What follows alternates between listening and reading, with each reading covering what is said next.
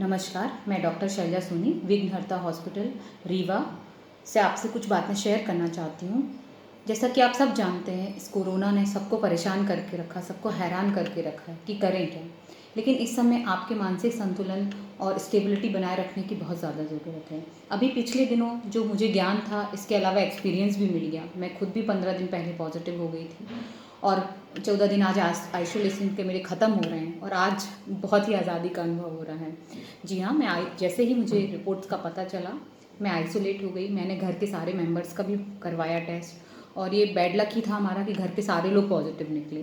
तो इनके लक्षण, इनके दिन सबके लिखे हैं हम लोगों ने और उसको कैटेगराइज किया है कि किस दिन किसको क्या फीवर आया, क्या लक्षण आया, कौन किस एज ग्रुप को है, किसको कितना ज़्यादा रिस्क है। इस सबको समझने के बाद हम लोग डेफिनेटली डॉक्टर हैं तो अपने केयर या अपने परिवार की केयर ज़्यादा कर सकते हैं, लेकिन इस समय आपको भी अपने परिवार का एक डॉक्टर ही बनना है। आपके रिलेटिव्स या कोई पहचान का हो जो फैमिली में डॉक्टर्स हो, तो उनके संपर्क में रहिए, उनसे बातें करिए, कोई बेझिझक आप बातें कर सकते हैं।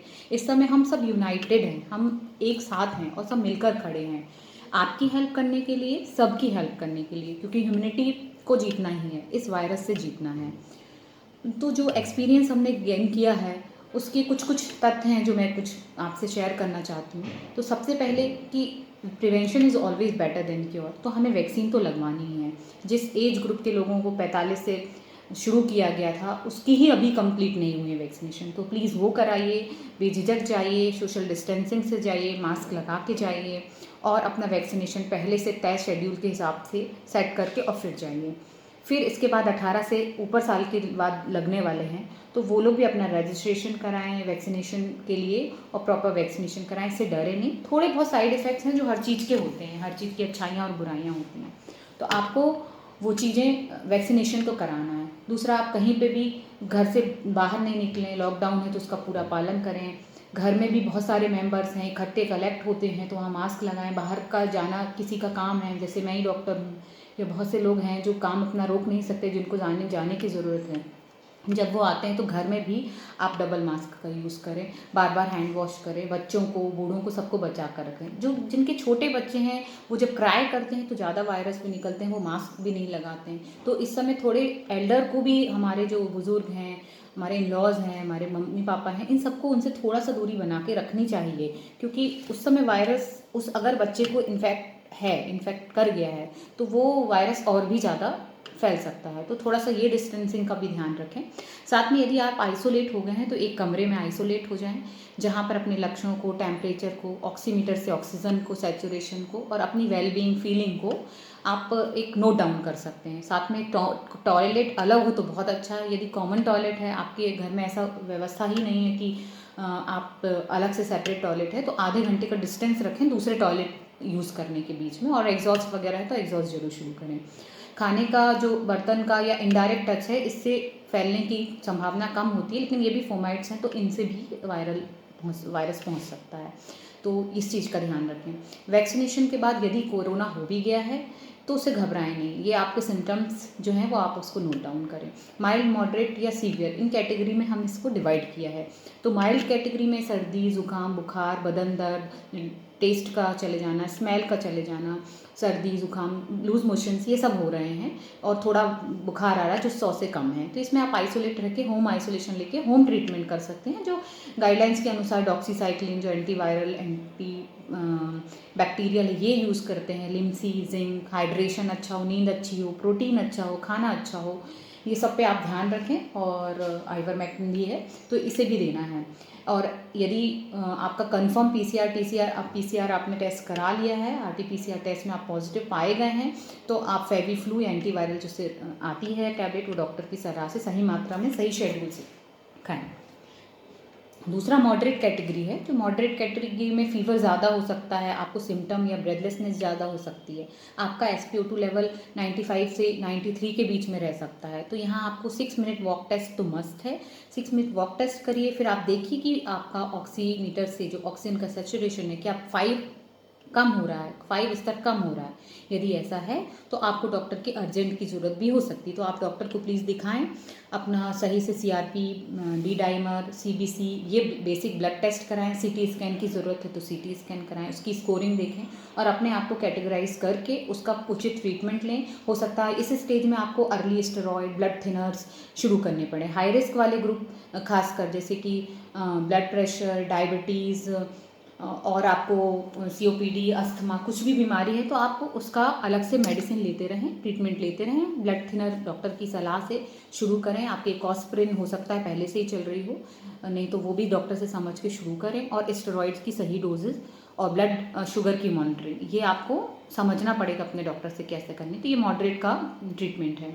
जो सीवियर केसेस हैं तो आप घर पे ट्रीट ही नहीं कर सकते। इसमें आपको रेस्टलेसनेस है, ब्रेथलेसनेस है, बहुत वीकनेस है, आप चल भी नहीं पाओगे, आपका SpO2 भी 92 से कम हो रहा है। इस केसेस में आपको एडमिशन की ज़रूरत पड़ सकती है। हो सकता है ऑक्सीजन आपको लगाई जाए या ऑक्सीजन बाईपैप पे डाला, या जो भी ऑक्सीजन का स्तर या जितने लीटर फ्लो पे है वो डॉक्टर डिसाइड करते हैं। लेकिन प्रॉपर ट्रीटमेंट और अर्ली ट्रीटमेंट बहुत ज़रूरी है, नहीं तो आप इसको और वर्सन ना होने दें। इसकी समस्या को समझिए। ये सेकंड जो है बहुत ज़्यादा विरुलेंट है, बहुत ज़्यादा म्यूटेंट भी हो गया है, जिसके कारण आपको नुकसान बहुत तेज़ी से पहुंचा रहा है। तो हमें उससे एक कदम आगे रहना पड़ेगा, तब हम इसको हरा पाएंगे और डेफिनेटली हराएंगे। आज कोविड से मैं पूरी तरह से रिकवर हो गई हूँ, मेरे सारे फैमिली मेम्बर्स रिकवर हो गए, सब अच्छे से कर रहे हैं काम।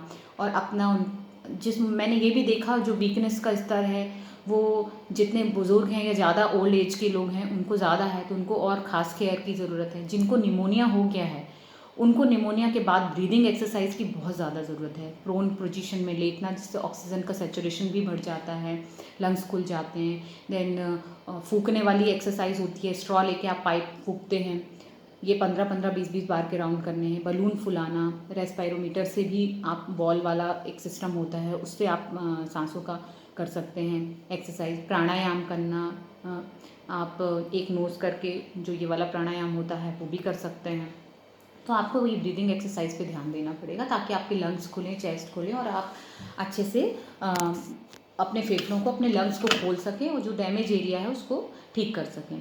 और जो भी डॉक्टर आपको सलाह देते हैं आप उसके अनुसार कार्य करिए और हम डेफिनेटली जीतेंगे। कुछ गलतियां हैं जो करते हैं लोग, या जिनके कारण वैक्सीनेशन में भी कुछ भ्रांतियां हैं कि लैक्टेटिंग कराएं, प्रेगनेंसी में कराएं कि नहीं। तो प्रेगनेंसी और लैक्टेशन में अभी गवर्नमेंट ऑफ इंडिया ने हमें ये परमिशन नहीं दी है। गायनी वाले डॉक्टर्स जो हैं, सब ने, फॉक्सी ने ये उनको रिक्वेस्ट की है कि प्रेगनेंसी में या लैक्टेशन में यदि सेफ्टी प्रोफाइल ज़्यादा है नुकसान से, तो हमें इसके लिए आप परमिट करें कि हम ये वैक्सीनेशन शुरू करें। बाकी मेंस्ट्रुएशन में, पीरियड्स के समय आप कभी भी ये लगवा सकते हैं। इसका कुछ साइड इफ़ेक्ट नहीं है कि इसमें कुछ होगा, तो आप इस समय लगा सकते हैं। लैक्टेटिंग वुमेन है तो बच्चे को दूध भी पिला सकती हैं। मास्किंग करें, डबल मास्क लगाएं, हाथ धोएं, हैंड वॉश करें, हैंड सैनिटाइज़र का यूज़ करें। और बच्चे को जब आप दूध पिलाने के बाद अगर कोई और केयर टेकर है घर में तो उसको भी दे सकते हैं। और घर में बुज़ुर्गों को खास ख्याल रखना है कि उनको इन्फेक्ट होने, बाहर वालों से मिलने या इन्फेक्ट होने से बचाना है, नहीं तो उनको बचाना ही बहुत मुश्किल हो जा रहा है इस समय। तो इस सब का ध्यान रखें और बस आपकी और सबकी अच्छी सेहत, अच्छी सलामती की दुआ करते हैं। इस कोविड ने हमें ये ज़रूर सिखा दिया है कि एक दूसरे की यूनिटी, एक दूसरे का साथ बहुत ज़रूरी है, एक दूसरे की हेल्पिंग नेचर, एक दूसरे की सहायता करना और गुड पॉजिटिव थिंकिंग, ये बहुत ज़रूरी है। साथ में आप अपनी डाइट का, जो हाई प्रोटीन डाइट है, अंकुरित अनाज है, ये ध्यान रखें। स्लीप का ध्यान रखें, हाइड्रेशन का ध्यान रखें, जो करीब 2 लीटर से 3 लीटर पानी पीना ही है। बुखार की स्थिति में ये पानी आपको ज़्यादा भी पीना पड़ सकता है। तो अपनी केयर, अपनी चार्टिंग, अपना क्या लक्षण है, किस दिन आपको क्या लक्षण आया और कैसे कैसे आपने इस चीज़ को रेगुलेट किया और कब ज़रूरत पड़ने पे डॉक्टर के पास जाना है, इस चीज़ को पूरा करें। इसमें कोई नई बात नहीं है। अगर ये वीडियो आपके थोड़ा भी काम आ सकता है तो ये मेरे लिए बहुत अच्छी बात होगी। और हमें कोरोना से हारना नहीं, हमें कोरोना को हराना है। ध्यान रखें, हेल्प करें, मास्क लगाएं, सोशल डिस्टेंसिंग करें, लॉकडाउन का पालन करें और अपनी सेहत का ध्यान रखें। शुक्रिया, धन्यवाद।